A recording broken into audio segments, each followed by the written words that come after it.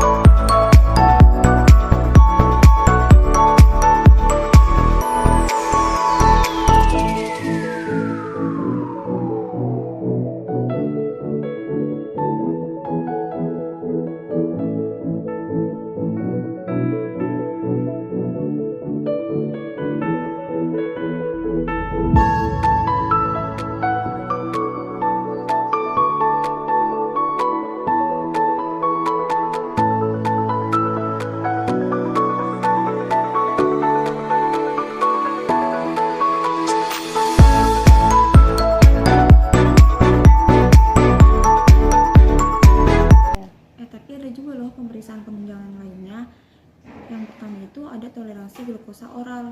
Pemeriksaan ini merupakan serangkaian tes yang dilakukan apabila pasien telah meminum suatu cairan manis dan gulanya itu telah ditakar oleh petugas laboratorium. Pemeriksaan ini itu digunakan biasanya untuk diagnosis diabetes. Nah, itu tuh biasanya yang terjadi selama kehamilan atau biasanya itu disebut dengan pemeriksaan ini bertujuan untuk melakukan suatu diagnosis diabetes.